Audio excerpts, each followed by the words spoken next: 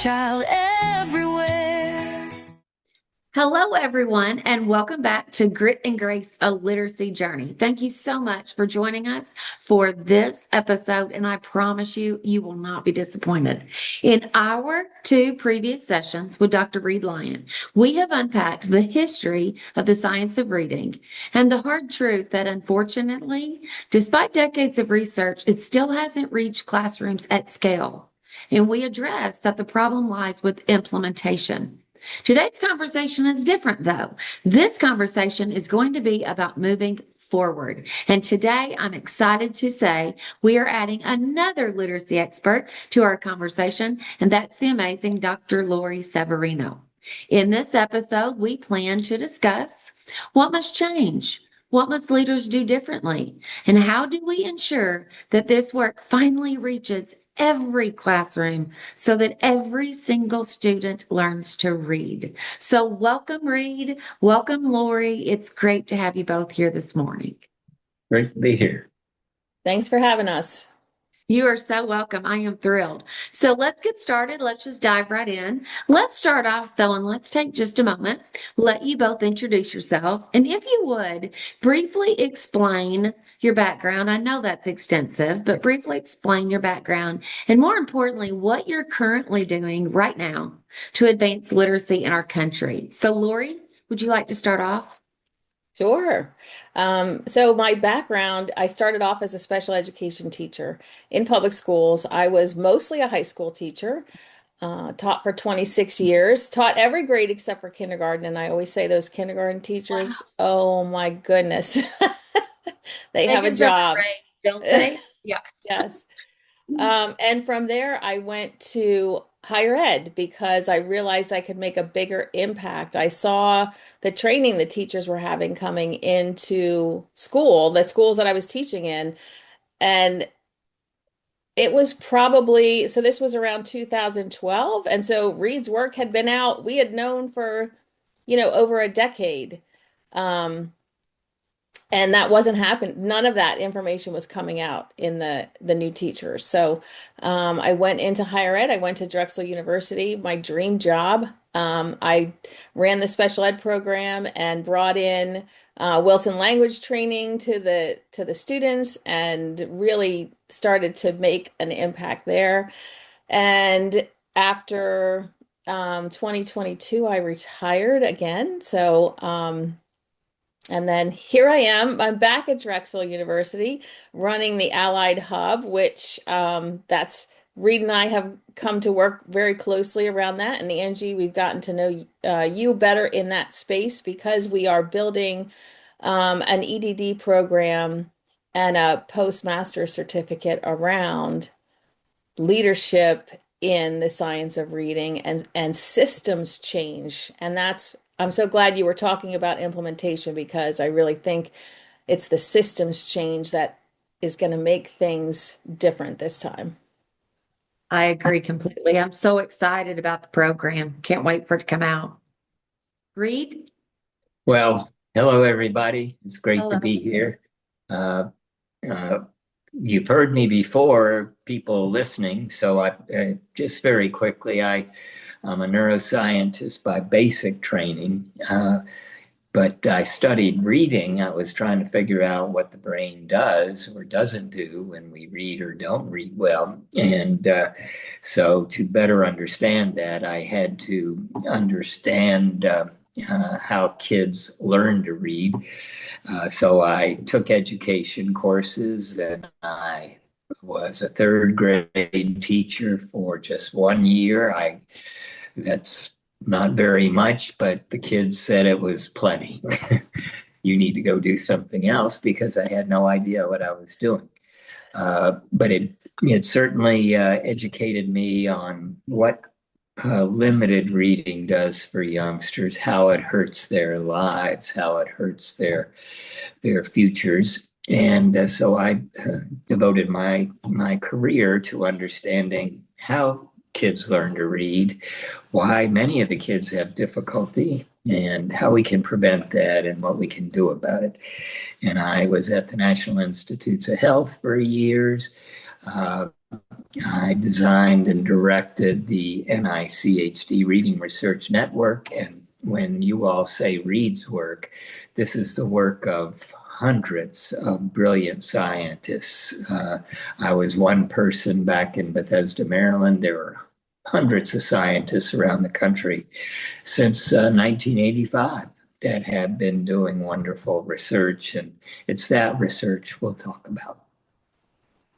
Wonderful. Thank you both. And thanks again for being here. All right, let's get started with our conversation.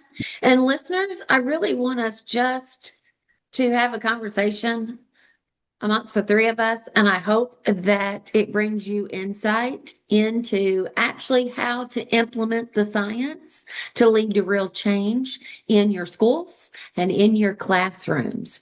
So let's start off with, what do you both feel is the biggest misconception that continues to hold schools back from fully implementing the science of reading?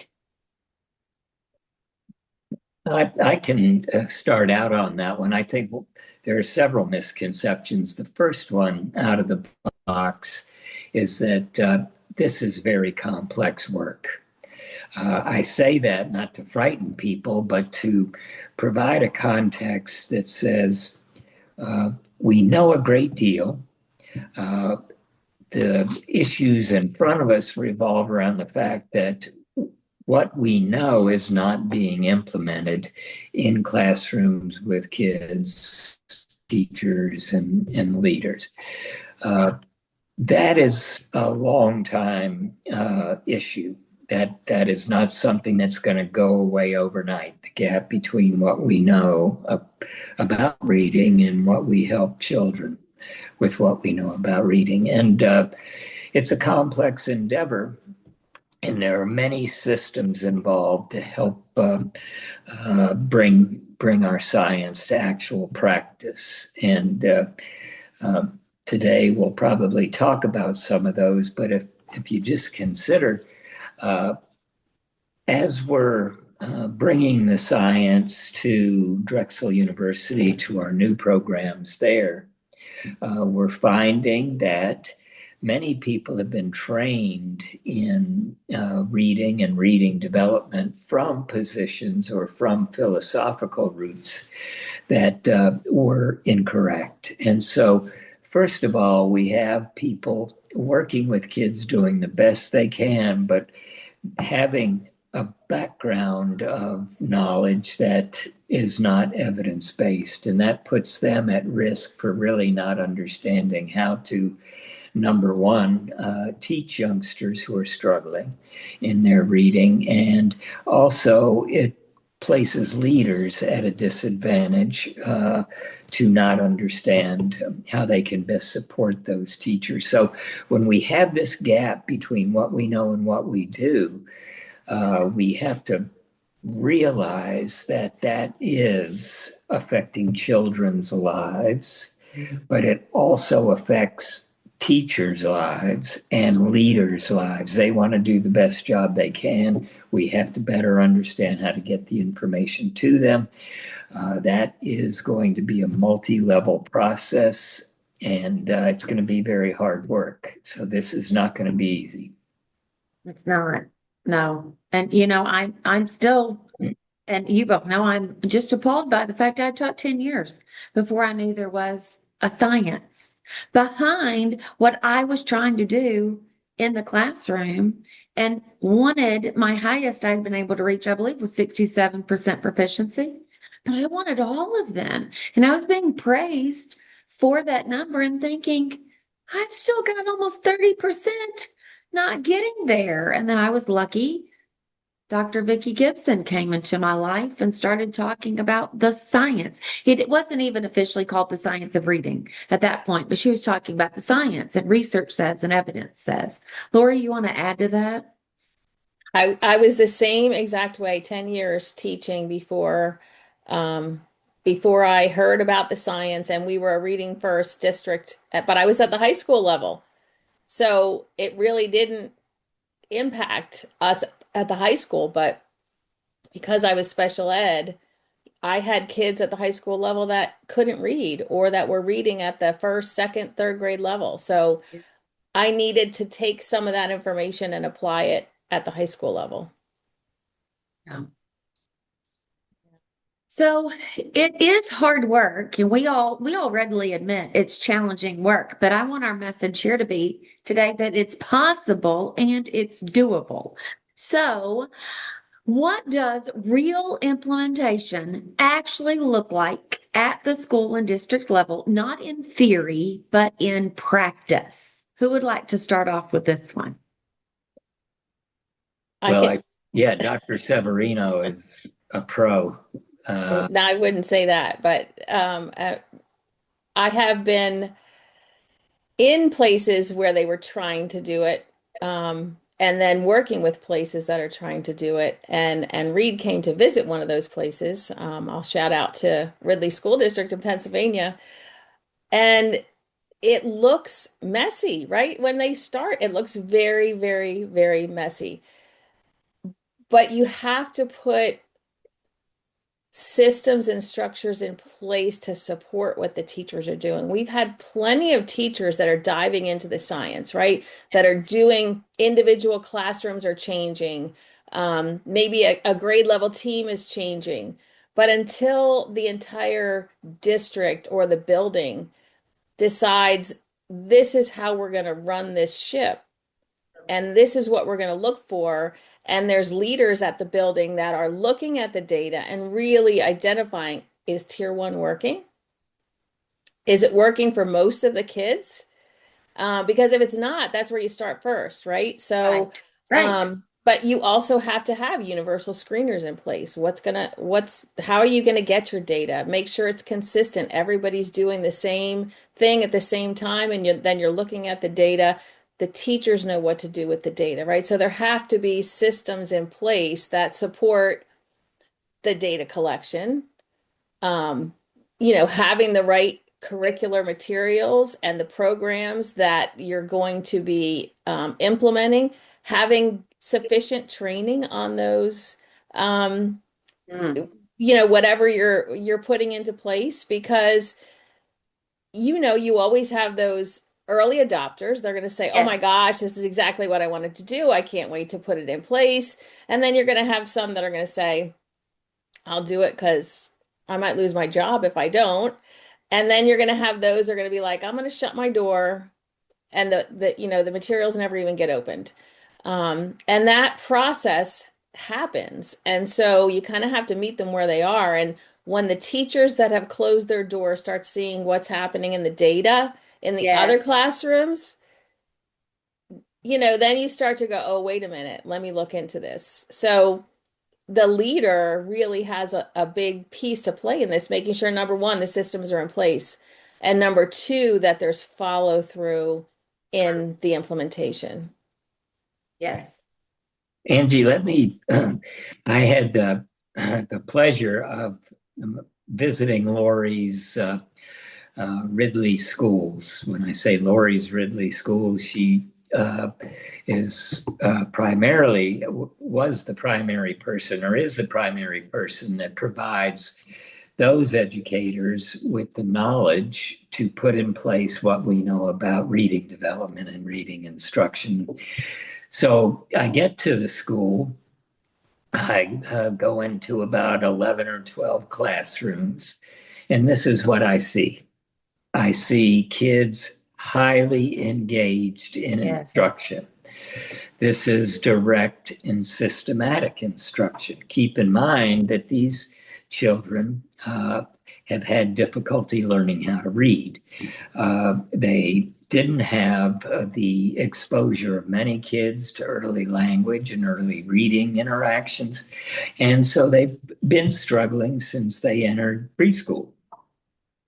Here I go into kindergarten, first, second grade classrooms, and the teachers are interacting with these youngsters in very clear ways. When we talk about direct and systematic instruction, I think people get an image that is, very pounding away at these youngsters with instruction, or drill and kill, as I hear a lot of teachers talk. But it's not. The interactions were just beautiful to watch. One of the things that you can see very clearly is the science of learning is in place. Teachers are presenting concepts. They're making sure the youngsters understand them. The children are able to then use examples. Now, this is the first time I ever saw this. The children and the teachers are using the same language of reading, the same language of instruction. So the kids know that they are working on phonologic processing. They know they're working on silent E. They know they're working on word level skills, and they can actually label those. And the teachers themselves are also using that same exact language. So when one of them says orthographic mapping, the other knows exactly what she's talking about. It was a real profession in action, with people using the same language and the children using the same language. And I'll never forget that. Sometimes I get discouraged after my visit to Ridley and watching how Lori's tremendous input had these kids reading. That was just beautiful. The other thing I noticed was that they were using data. And Lori mentioned this. When we're teaching kids to read, we know from our screening measures that some may have difficulty in specific areas of reading. Those data help us to design instruction to hone in on the issues at play. At the same time as those children are going through instruction, teachers are walking alongside them, recognizing if in fact their instruction is having an impact. If it's not, the data tell us fairly quickly how to adjust the instruction to make it more clear and more clear to the kids. And so the use of data and the ability of teachers and their leaders to get together and discuss those data and different ideas about how to adjust instruction, change intensity, change duration of instruction, that all flows from a good objective look at what we're doing, using a common language, using that language between leaders and teachers and children to move us forward. And you're implementing well when people, you can go in and watch this language taking place. That Can I common add? language. Oh, go ahead, Lori. So I was going to go on the common language Yeah. piece, but let me just say on a side note, when Reid Lyon is going to come to visit a school with you, you're in a little bit of a panic about, you know, but it was a great visit. But the common language, so one Yeah. of the things we had to address was, they had different programs at tier one, tier two, tier three, right? And not using the same language around the concepts. And so here you have kids that are, in need of highly specialized intervention. And they're here, the concept might be exactly the same, but the teacher's calling it something different, Yes. I right? see And this all the so time. Hmm. we had to have discussion about what is tier one using? Yes. That's what they're hearing.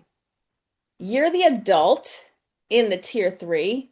You can change your language to match what happens in tier one. So the kids have consistency, tier one, tier two, tier three, no matter what kind of intervention they're in, it's all being called the same thing. And now they know, oh, yeah, I heard about that earlier today. And now here it is again. And I hear the same thing instead of as a child that's already having difficulty. Now I hear you're going to call it something else. And I have no idea that you're talking about the same thing that I just Right. heard this morning.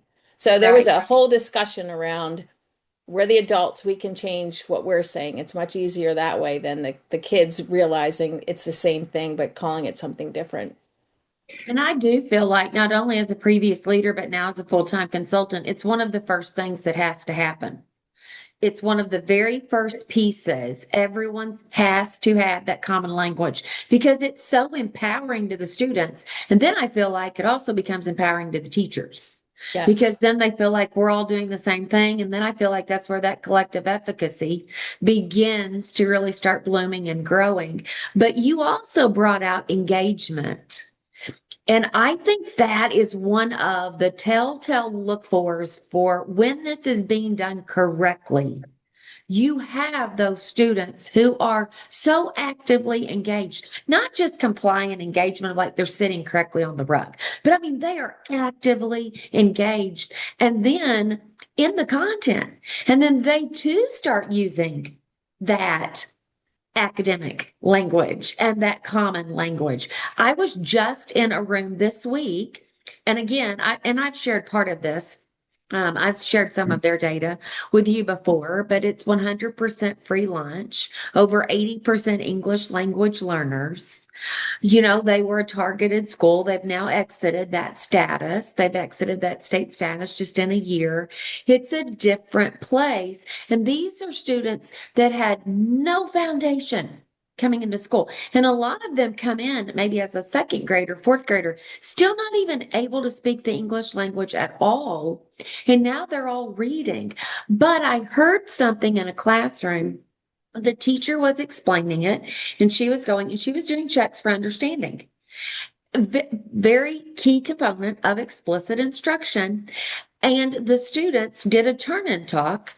And so she wanted a few people to share. And one of the students voiced, she said, well, my partner and I were saying, we really feel we need to see it modeled again. And Love it. then another pair said they added, you know, no one's doing raised hands. Everyone's just openly engaged in speaking. And then someone else said, and we thought we needed to go back and do some more guided practice together. We're not ready for independent practice. And I was sitting in the back of the room, you know, pumping my arms up because the students even know the language of explicit instruction. And they can speak that and give feedback to the teacher. And then the lesson immediately, the teacher went right back, did some modeling, did some more think alouds, and really getting them engaged. And it was beautiful. But I And thought how that, great for the go ahead. students to feel comfortable to say, you know what? It wasn't enough practice for us yet. Like they're owning and it's okay not to know. Like Yes. I love that. Yes. Yeah. And So, let me ask both of you this. All of the positives that I saw at Ridley and other schools that are moving along very, very well starts with knowledge. Lori Severino and her Drexel crew and the Wilson professionals do not hold back in bringing the depth of reading to teachers and to leaders. So when we talk in the abstract about, reading is a multi-componential skill. It requires an understanding of sound structure to be able to apply that to the print that you see in front of you, to be able to remember the words so you can read words now very quickly. So you can then begin to relate what you're reading to what you know and develop background knowledge and do inferential reasoning with comprehension. These are a lot of words coming out of my mouth. And so if you looked at a model of what it takes to learn to read, you are going to see multiple influences about the different components that have to be put in place. This is critical because for years we bifurcated, we kind of became fans of binary thinking where you teach reading this way or this way. Well, reading is multifaceted, and those different facets have to be well understood by teachers and leaders.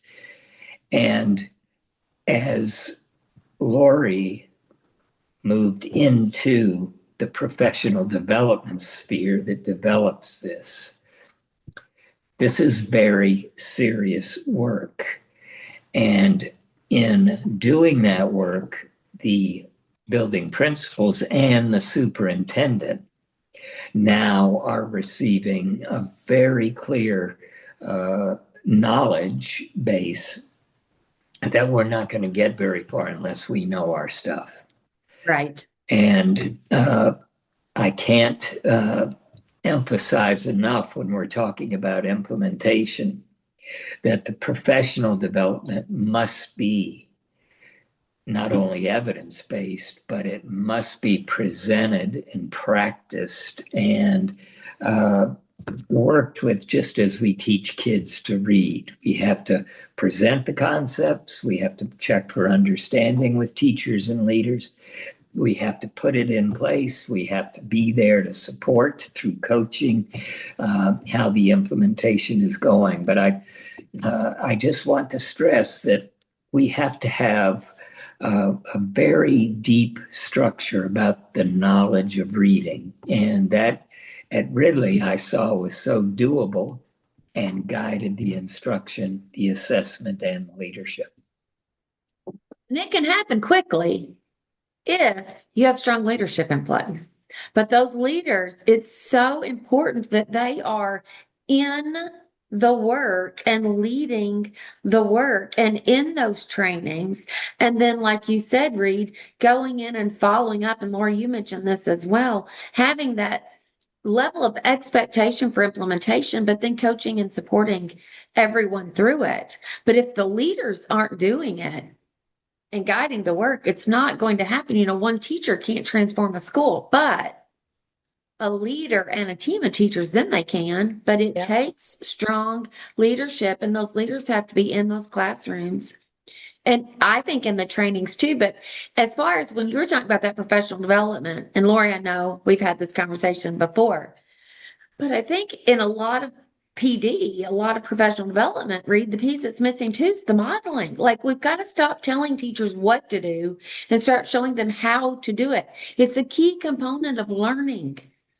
Letting them see it and then letting them try it, letting them this be their practice time. I always tell teachers, I don't want your first practice to be in your room in front of the students. Let's try it right here. You know, I mean, if you have questions, and I do many lessons and modeling that. I know, Laura, you're big on that as well. But yeah, I think that in the coaching and I think, like, if we're talking about across the board, across the whole United States, right? And Angie, you and I have talked about this before. There's not enough coaches, right, to handle. So the training the leaders to know what to look for and to maybe model some things and know who to reach out to if they're stuck. Then we can start to make this huge impact, right? Yes, yes. Which leads me to one of my next questions. What role do building leaders play in ensuring that this work sticks? And where do we most often see breakdowns? Who wants to start with that one? Well, the breakdown typically happens if the leader doesn't feel like they know. Right. What should I be looking for? What should I see when I go into the classroom? Engagement can look a lot of different ways, but it could also be that they're engaging in not the most appropriate things that are going to get them to move, right? So they need to know what are the evidence-based practices? Exactly. What do those look like? And how do if someone's not doing that, you have to be able to step in and let them go see another teacher. And I know I hear all the time from administrators, we don't have the staff to be able to let this teacher go into this teacher's classroom during their reading because we can't cover that class. Guess what? You're a leader. You can go in and cover that class so that teacher can go. Exactly. Right? Yes, So exactly. You kind of have to give them creative solutions, but they have to be the ones that at least know what they should expect to see, have some of the knowledge. They don't have to know exactly how to teach part of the scope and sequence, right? But they need to know what that Right. scope and sequence is. They need to know what a really good lesson should look like. How do you Yes. bring in, and we're not talking just about the phonics piece, right? How do we bring in um, the different types of text they should be reading to improve their skills? What kind of questioning should be happening? What kind of responses? How are we going to improve fluency? How can we work on that? What should I be seeing? So it's you have to have that general understanding of what that instruction looks like. Um, and I ran into some teachers that were afraid the kids were being too noisy, right? They don't Yep. want their classroom getting too loud because no, I want to hear choral responses. I want to hear kids engaged. I want to hear that.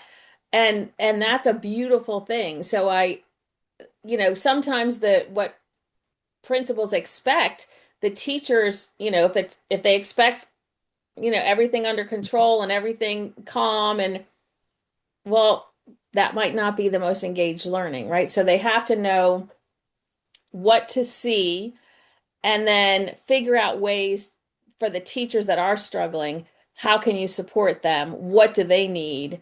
And it could be your first time doing this across the board, right? That you're trying Right. to switch a whole system of doing things, and that's the messy part, right? So Yeah.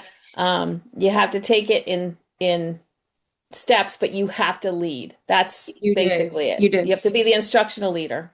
You do. Whether you have an instructional coach or not, it's got to come back Yes. to that principal being the instructional leader. And I say to them, so many principals have find themselves or have found themselves in this position now, and the role has shifted on them. In all fairness to them, they weren't hired as that to be that instructional leader. It's more about managing the building, managing the people, and I get that. And I say to leaders all the time, it's okay to not know, but it's not okay to not learn. So get in there and learn right along with your staff. But one of the things when we talk about a gap in the knowledge and understanding for leaders, I see that they don't understand the look fors of explicit instruction. So it's one of the things I always start with of having them see what that looks like and that they can go in and model it in the classroom because that's a game changer. It shifts the momentum of the building. Reid, did you want to add anything? No, I was thinking as you all were talking that we do place professionals in a tough situation when they haven't had the luxury of learning the depth of knowledge they Yeah. need. And here it comes down the pike. I think one of our primary purposes at Drexel in developing leaders who have a significant deep background in literacy science and systems change is that they're able to discuss with their teachers and with the community at large several things that have lasting value. Let me explain. Reading literacy has, for its life on this planet, uh, been somewhat contentious. There's no room for how we teach reading other than what does the data say? What does the evidence tell us we need to do in teaching kids to read? What a leader in the best of all worlds would be able to, let's say, to a parent or to a teacher or to a school board, that reading is a tough slog, particularly when you may not have had a strong language background. It's tough on these kids. And, you know, kids need to learn certain skills at different times of their developmental process. So don't talk to me about phonics versus something else. That's so counterproductive. Realize that decoding skills, word recognition skills, this is the leader talking, are on ramps. They provide the the glide path to begin to move into text and word knowledge and the ability to pull print off a page quickly. But as kids develop, the sentences they will be reading, the words they will be reading change with increasing grade and age levels. Vocabulary becomes much more specialized. Vocabulary is critical to be uh, worked on from preschool onward. And we have to recognize that as a leader, seeing children not doing as well as he or she would want on fourth grade NAEP, which is heavily vocabulary laden, might have to come back in helping teachers understand that we've got a lot of different vocabulary work to do. The definitions, the terms are going to be much more specialized as to content. The sentence structures of what the kids are reading changes with age. And it's hard when those sentence structures change for a youngster to read and know how to relate what has been read to what they know. It's hard for kids to know automatically that as they're reading, they should be asking, how does this apply to my life? Or what's going to happen next in this story? And a leader who has that depth of knowledge will be able to explain to parents, to the school board, this is a constellation of skills we've got to keep on top of with our kids. There is no binary process here. Our teachers have to be outstanding experts in the entire continua of what it takes to learn how to understand what you read and use that knowledge. Constellation of skills. I wrote that down. I love that. That's beautiful. So if a district is serious, because we're talking about implementation that leads to real change. That's really what because we really want this to be a call for leaders and teachers to implement the change. So if a district is serious about change, what do you feel are the very first actions that must take place immediately to lead that change? Laura, you want to start off? Because you're doing Sure. work. I think the first thing is be honest about where you are. You Yeah. have to know what's happening, what is the data saying, where are you, what are you doing really well, Mhm. what are you doing that you have needs for, and be really honest about that. Who are your teacher leaders that you feel like, you need to go in and see all the classrooms. You need to really get a sense of where you are. And then what are you have to have a plan in mind of where you're going, what do you want to get to, and you need to do it as fast as possible. So how can that work? If you're talking about implementation, that's a process that isn't going to happen overnight. You want to start doing the most effective things right away that can start having some impact. So what do you need to do that? What are your materials that you're using? Are they going to get you there?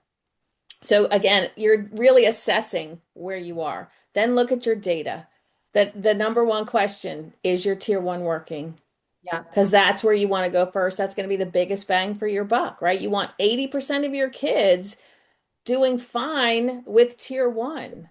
And the better your tier one is, the less time they need to go to, any kinds of interventions. I think thinking about, do you have the right universal screener in? And the questions I'm getting now, Angie, are how do we do this in the middle school and the high school? Yeah. Right? So again, Right. a whole different bear. But thinking about that, how do we do this? What do we need to do? And being able to ask for help, right? I also know that funding is a huge issue. Like not everybody can have to hire a consultant to come in, right? So what are some of the other things that we can do? Where can we get help? Where can we get resources?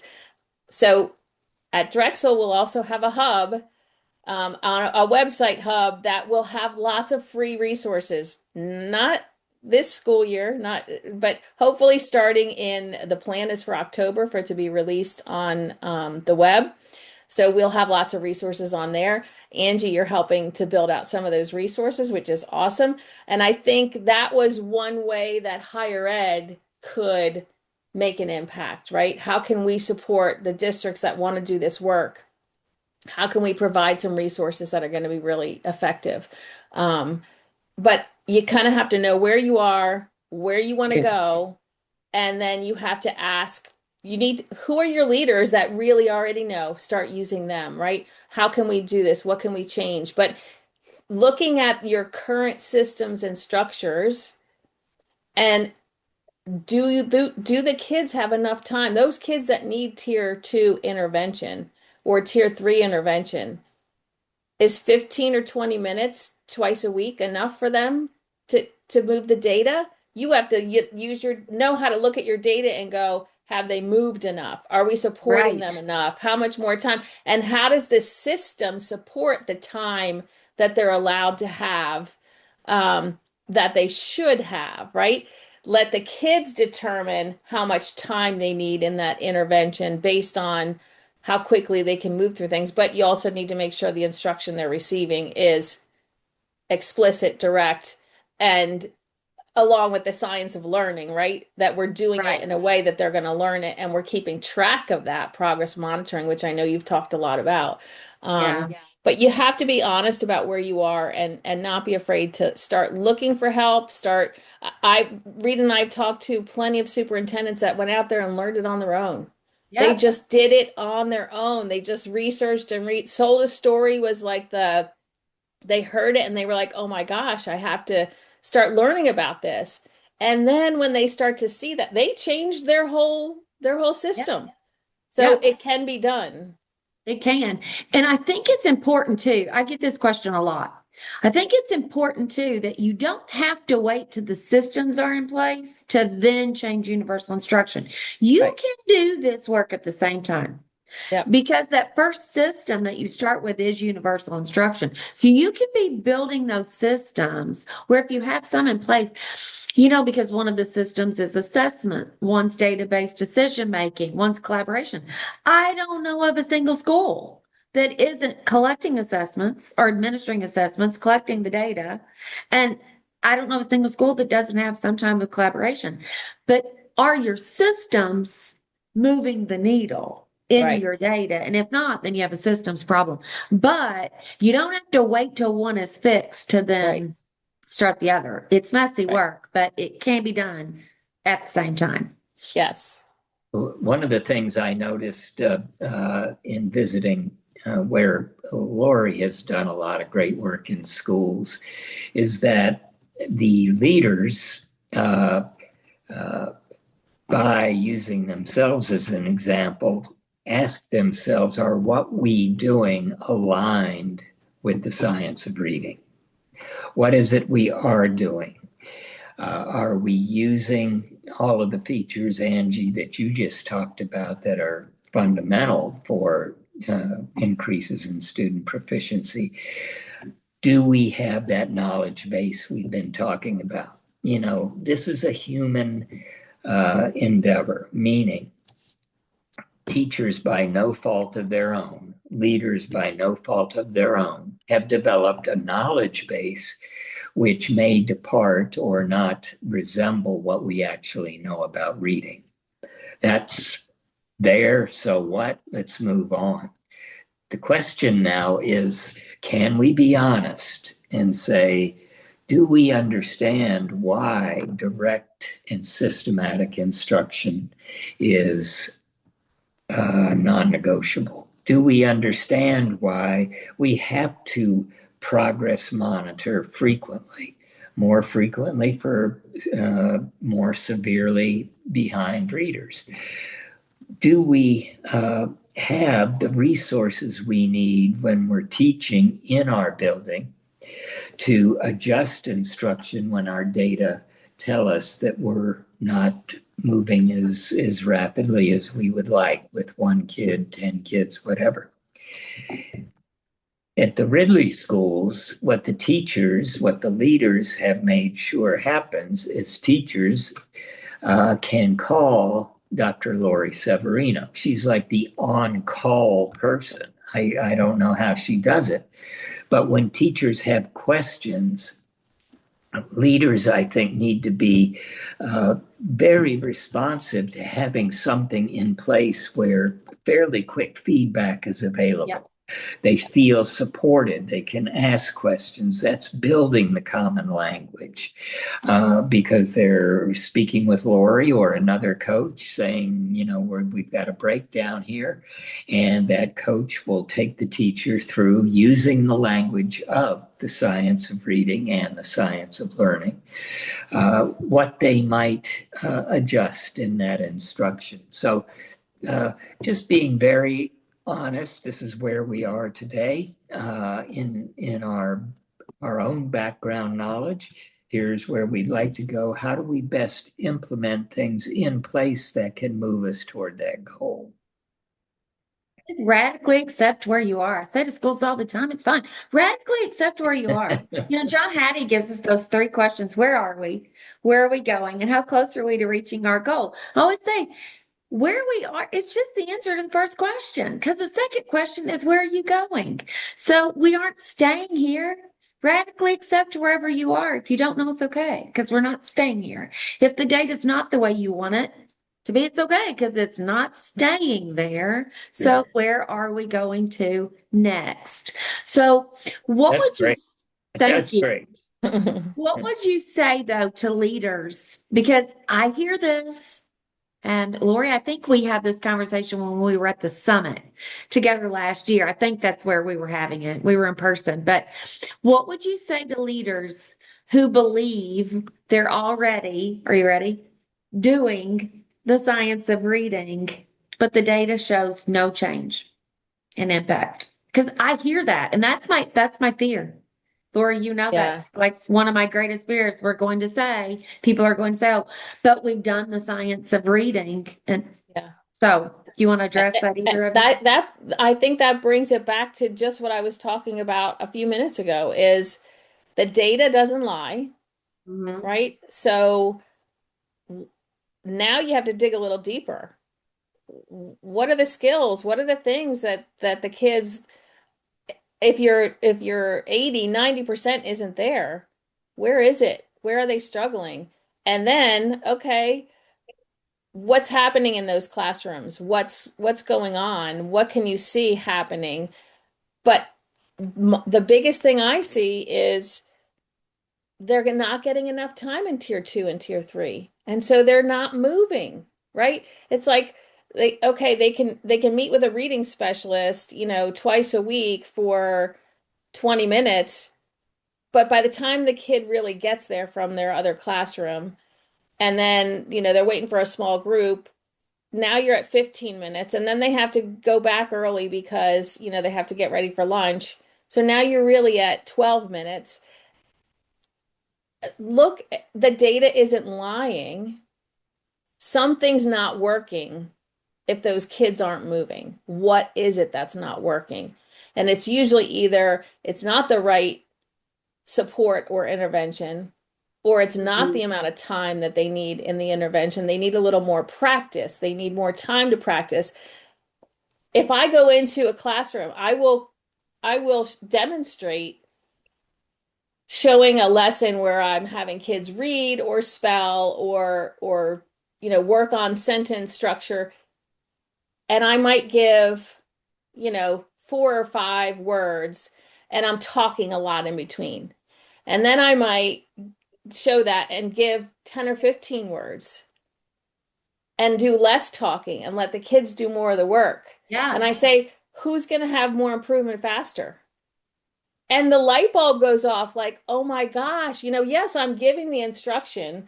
I'm teaching directly and explicitly and all of that.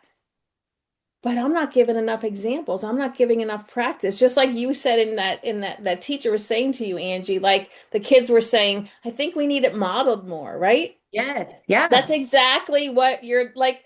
I need to give Anita Archer, the perky pace, right? We need to move at a Yes. perky pace and we need to get as many examples and practice in as possible. What if that's the only switch you need to make? Yeah.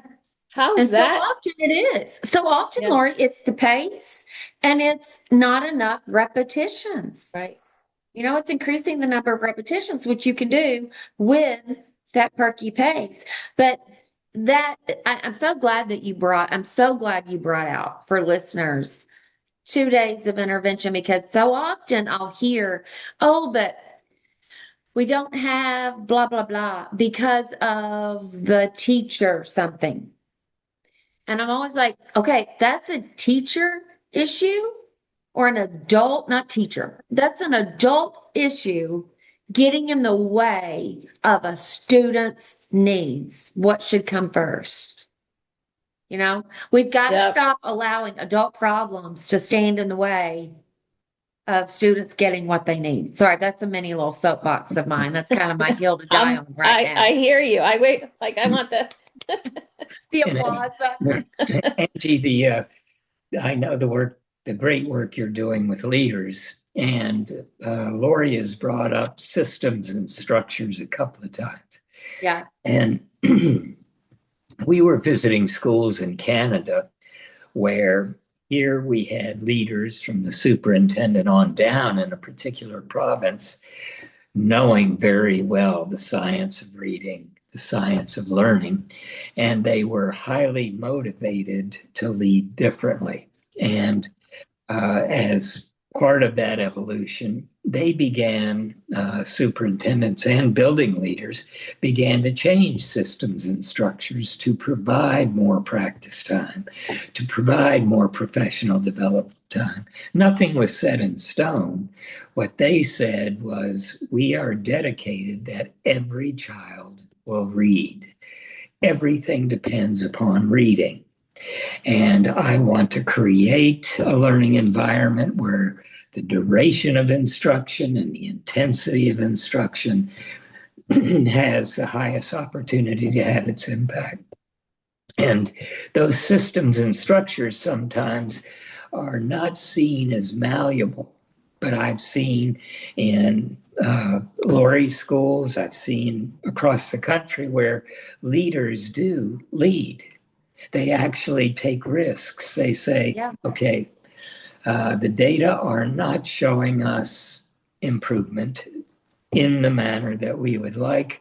We have to be able to assess that, determine where the breakdowns are, and move forward. Wonderful. I just love, I could talk to both of you all day. I know I don't have time to do that, but I could.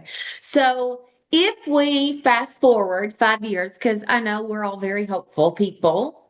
So what does success look like? And what happens if we get this right? But what happens if we don't get it right? What are you looking for on the horizon? Let me just say this. Lori's going to be much more experienced in this kind of question. That, we have a lot of school systems and schools that are where they want to be, genuinely. They have learned the knowledge that they have to have. They've developed their common language. They've created the structures and systems to be able to solve problems with data. And their proficiency information has increased sometimes up to 40%. We're looking at 60 to 80% proficiency rates. So we have those examples, is what I'm saying. We don't have to, sit back and say, well, this ever happened. This is happening in selected places. We need to very clearly describe those settings, what the leadership has done to put in place the necessary structures and systems to move it along. So I just want to be positive that we see this happening. And, Angie, you've told me you've seen it happening. So we know it's possible. I don't want to think that because we have those examples, everybody can get to that level. I don't want to think about people not getting to that level because we can show how it's done and the kids can uh, show most of all how they're doing. And the work that you've heard me talk about, the work you've heard Lori talk about, she and I would both say immediately, probably, this can be replicated in every single school. So it is doable. It is possible. Lori, you want to take it from here? Yeah, I think we're gonna get there. That's why I stayed in this work. That's why I left, semi-retirement and came back full time. Um, and I think, even when we had the meeting the other night with the course Yeah. developers, all the experts, um, I think all of us on the call could be retired and Yeah, move on. someone said that something to the effect, I'm not going to get this word for word right, but someone said, like, we all have a very poor definition of the word retired. So, but I love the passion that a lot of people on that call, like Dr. Louisa Moats had said she had semi-retired multiple times, but you're all back. I get goosebumps talking about this because of your passion for getting this right for students. Yeah. Yeah. I think we're in a different place. There's a lot more, as Reid's wife Diane would say, the parents are very aware. When the Yes. parents are very aware, it's not going to go away, right? If we keep that momentum going, and states are very aware, right? When I started teaching, back in the mid 80s, and you couldn't say the word dyslexia. And now, and that came from a parent, a grassroots effort, right? The Decoding Dyslexia Parents really had an impact on that. So that seeing where we were and how much has changed since 2019 to now, it was about the same as what changed from, 1990 to 2019, right? So it's going faster. More teachers are very much interested in the science and the learning science. Um, so I see that happening, and we need to make sure that we're training the next, we're going to pass the baton off and it's going to go to the next set of leaders, right? And so that momentum has to keep going, but the science needs to keep going. We Yeah. can't we can't just say, okay, yeah, we know what the science is saying, but we need to continue the science. Is there something else? Is there something we missed along the way? Is there something, that we know for sure this has more impact than that? We need to keep the science going and keep learning from the science. And I think Reid has been talking about this for so long, but the professional language being a profession where we are precise in here's the issue, we know exactly what to do. Do this, here, take this penicillin and you're going to feel better, right? We Yes. need to Yeah. we need to have that kind of exact, precise, here's the issue, we've identified it, now we know exactly what you need and how much time you need to do it. Here you go. That's where we need to get to, and I think it's right there. Yeah. Yeah, and Lori just said an extremely important thing, and that is the science is always evolving. We Yes. will learn more tomorrow than we know now. Some of the findings the science has brought us might be overturned or modified by studies next week. Our job as a profession is to make sure the newest information is available to us as we prepare teachers and leaders, as teachers work with children, and so forth. Science of reading is a very objective, neutral platform. and it will change as new data come in. It's not in competition with anything else.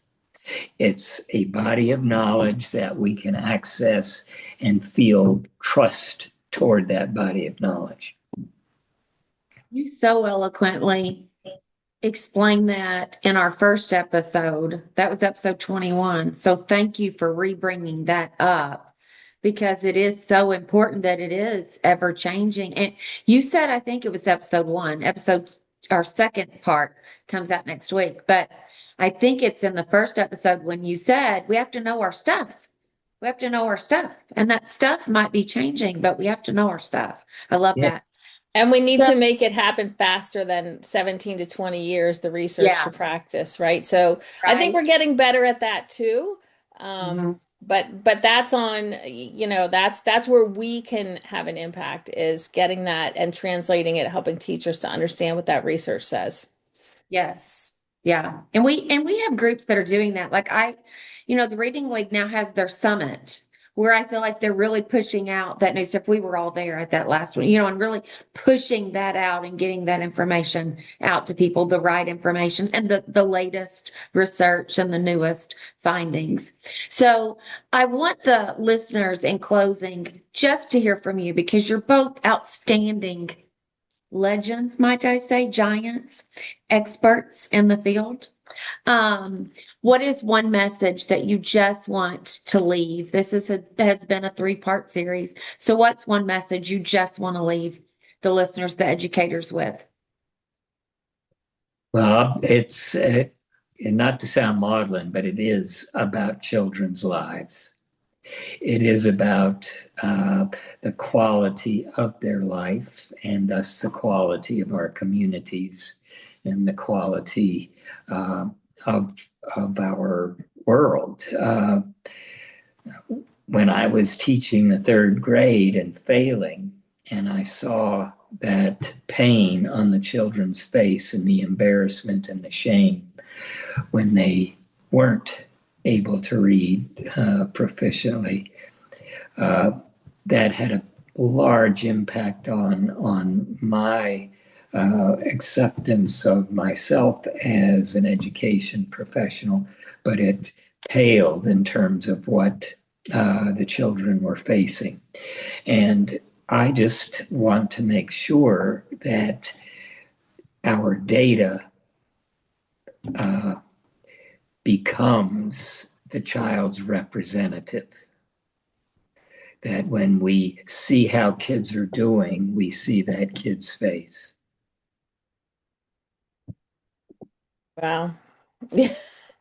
I Yeah. used to in my data meetings and especially IEP meetings, we would have a picture. I did not want to be talking about that student without seeing that student's face. And so that their face was our reminder that this isn't a number, this isn't a percentage, this is a child's life. So the whole time we talk about that, let's pull that student school picture up and there's their data. So Lori, what's yours? Thanks, Yeah. Reid. That made me emotional. And I totally agree with Reid that and as soon as you started talking, I started picturing some of my students, right? I started picturing the joy that you feel. It's I know teachers often call them their kids, right? These are my Yeah, kids. And you do feel like they are, you're so invested in their learning. But when you're helping a child learn how to read, or an adult or a teenager that couldn't read before, and now they're starting to pick it up and it's starting to make sense, and why didn't anybody ever teach this to me before? And then all of a sudden, when I taught high school and I brought a child with a pre-kindergarten grade level in 9th grade to by the time he graduated, he was at 11th grade reading level and went off to college. yeah, There is no better feeling than knowing you changed the trajectory of that life right. and all of their kids' lives. Like, this is a generational thing, right? So if the It is. parent has learned it, they pass that and they make sure their child, if they have issues too, they are going to get what they need. Um, there's nothing better. There's just nothing better, which is why we tend to not leave the leave the work, right? Because it's Yeah. you see it happen and you see the impact of your work. How many professions get to do that and see the impact that you make? And I was talking to my own kids about that they now have their own children, and I said the days are long, but the years are short. And that's Yeah. how teaching feels, right? The days are long, so much happens and so much stuff goes around, but then the time flies, right? It So does. we don't have a lot of time to get this to them. And the sooner we can get them on track and reading, the better off their life trajectory is. Yes. Thank you both so much. Thank you, Reid. Thank you, Lori, for this incredible, powerful conversation, the positive, encouraging conversation that we've had today. And to listeners, as we've explained, this work is not new. The research is not new. The science is not new. What's new is the level of urgency that all of us must bring to this work to make this happen and to make it happen now, the urgency of now, because every year we wait. Every month, every semester, we wait. More students fall further behind. Many believing, the students, that they are the problem, when in reality, it's the system that has failed them. They're not the problem, and we can fix that. But the good news is this. We know what works. There is a proven pathway. There's a proven science that shows us what we need to do. We hope that this three-part series has been powerful and empowering to you. And we also hope that this will be a call to action for you to go forth and go into your classrooms, into your schools, and truly implement the science in your schools and classrooms to forever change the lives of your students and the trajectory of their lives. There's nothing, as Lori just said, there's nothing like it. So the question is no longer if it's possible. We know that it is. It is possible. It's whether we're willing to lead the change required to make it happen. And we here today believe that we can. So thanks to all of you for joining us on this journey. As we say all the time, it takes both grit and grace, but there's nothing more rewarding. As always, this episode has been brought to you by Angela Hanlin and Associates. Thank you for listening, and please share it with others. Grit